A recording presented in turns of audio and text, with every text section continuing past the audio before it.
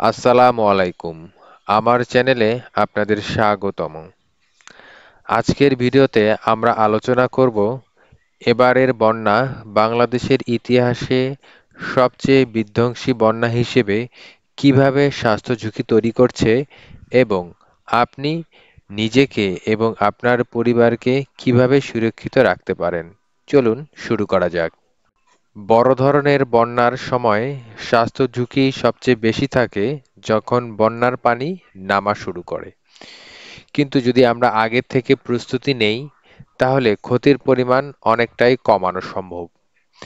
আজকের ভিডিওতে আমরা 5টি প্রধান স্বাস্থ্য ঝুঁকি নিয়ে আলোচনা করব, যা বন্যার পরে দেখা দিতে পারে। প্রথমত, পানিবাহিত রোগ। বন্যার পানিতে জীবাণু মিশে থাকার কারণে ডায়রিয়া, কলেরা এবং টাইফয়েড রোগের আশঙ্কা বেড়ে যায়। এর লক্ষণগুলো হচ্ছে পাতলা পায়খানা, পেটে ব্যথা, বমি এবং জ্বর। এ রোগগুলোর প্রতিরোধ: বিশুদ্ধ পানি পান করুন। সর্বদা বিশুদ্ধ পানি পান করা অত্যন্ত জরুরি। পানি বিশুদ্ধকরণ পদ্ধতি ব্যবহার করতে পারেন, যেমন পানির ফিল্টার, পানি ফোটানো বা পানি বিশুদ্ধকরণ ট্যাবলেট ও ক্লোরিন।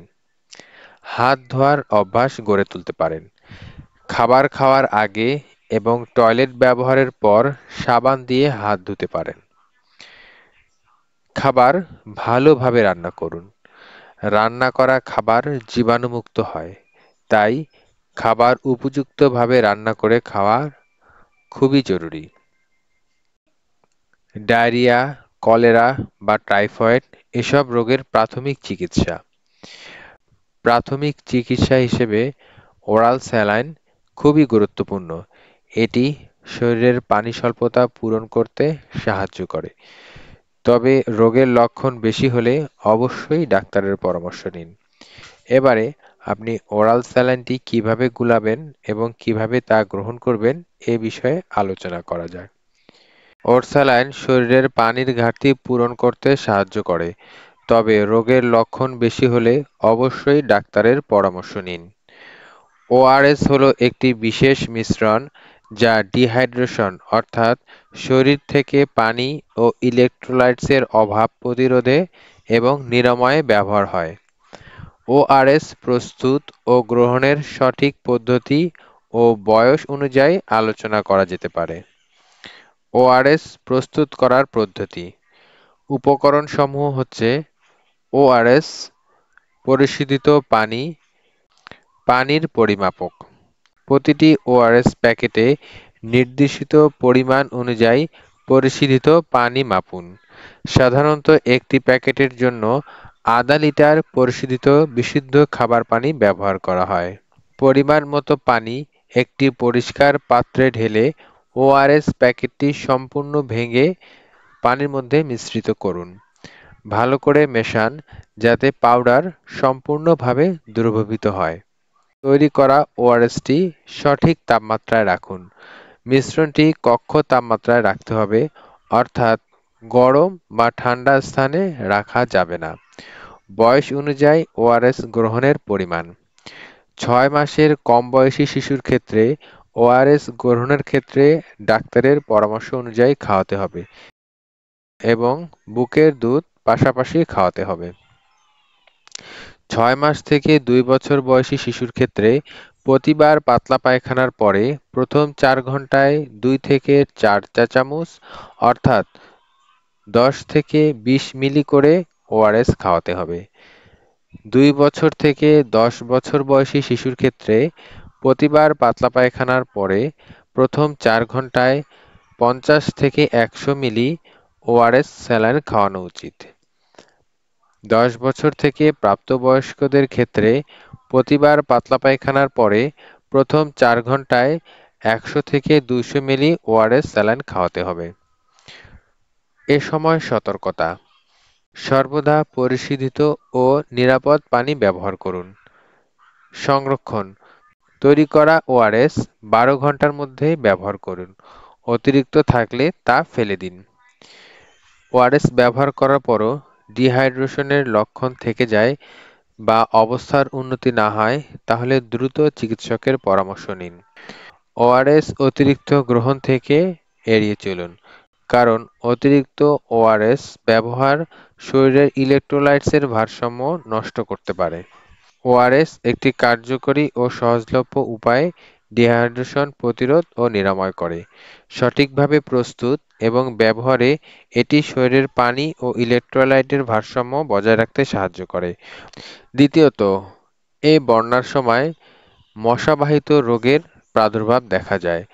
বন্যার পরে জমে থাকা পানিতে মশা জন্মায়, যা ডেঙ্গু এবং ম্যালেরিয়ার মতো রোগ ছড়াতে পারে। ডেঙ্গু এবং ম্যালেরিয়া রোগের লক্ষণসমূহ: ডেঙ্গুর ক্ষেত্রে উচ্চ মাত্রার জ্বর, মাথা ব্যথা, পেশির ব্যথা এবং ত্বকে র্যাশ। ম্যালেরিয়ার ক্ষেত্রে জ্বর, শীতল অনুভূতি, ঘাম এবং মাথা ব্যথা। প্রতিরোধমূলক ব্যবস্থা: রাতের বেলা মশারি ব্যবহার করুন, আপনার বাসার আশেপাশে মশার স্প্রে ব্যবহার করুন অথবা জমে থাকা পানি দ্রুত নিষ্কাশন করুন। সম্পূর্ণ গায়ে আবৃত হয় এরকম ঢেকে থাকা পোশাক ব্যবহার করুন, যার মাধ্যমে মশার কামড় প্রতিরোধ করা যেতে পারে। চিকিৎসা: এরকম উপসর্গ দেখা দিলে পর্যাপ্ত পরিমাণে বিশ্রাম নিন এবং তরল খাবার গ্রহণ করুন। জ্বর কমানোর ওষুধ নিতে পারেন। ডেঙ্গু বা ম্যালেরিয়ার লক্ষণ বৃদ্ধি পেলে অবশ্যই দ্রুত ডাক্তারের পরামর্শ নিতে হবে। তৃতীয়ত, ত্বকের সংক্রমণ। এই বন্যার দূষিত পানিতে ত্বকের সংক্রমণ বাড়তে পারে। এক্ষেত্রে ত্বকে লালচে ভাব, চুলকানি এবং ফোস্কা পড়তে পারে। এসব প্রতিরোধে দূষিত পানি থেকে অবশ্যই দূরে থাকতে হবে। বন্যার পানি এড়িয়ে চলুন। প্রতিদিনের ত্বক ভালোভাবে ধুয়ে পরিষ্কার করে ফেলুন। ত্বকের সংক্রমণের চিকিৎসায় অ্যান্টিসেপটিক মলম ব্যবহার করতে পারেন। সংক্রমণ বেশি হলে অবশ্যই নিকটস্থ স্বাস্থ্য কমপ্লেক্স বা হাসপাতালে ডাক্তারের পরামর্শ নিন। চতুর্থত, বন্যার সময় ভেজা ও ধূলিকণা আক্রান্ত পরিবেশে থাকার কারণে কাশি, শ্বাসকষ্ট এবং বুকের ব্যথা হতে পারে। এসব রোগ প্রতিরোধের জন্য ভেজা জায়গা থেকে এড়িয়ে চলুন, ধূলিকণায় মুখ ঢেকে রাখুন। শ্বাসকষ্ট তীব্র হলে অবশ্যই ডাক্তারের পরামর্শ নিন। পঞ্চমত, মানসিক সমস্যা। বন্যার পরবর্তী সময়ে মানুষের মধ্যে বিষণ্ণতা, উদ্বেগ এবং ঘুমের সমস্যা দেখা দিতে পারে।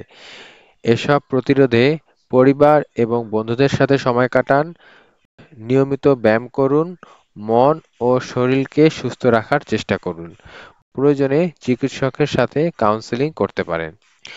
বন্যার পরে এসব স্বাস্থ্য ঝুঁকি সম্পর্কে সচেতন থাকা, বিশুদ্ধ পানি ব্যবহার করা এবং দ্রুত চিকিৎসা গ্রহণ করা অত্যন্ত জরুরি। গুরুতর লক্ষণ দেখা দিলে অবিলম্বে চিকিৎসকের পরামর্শ নিন।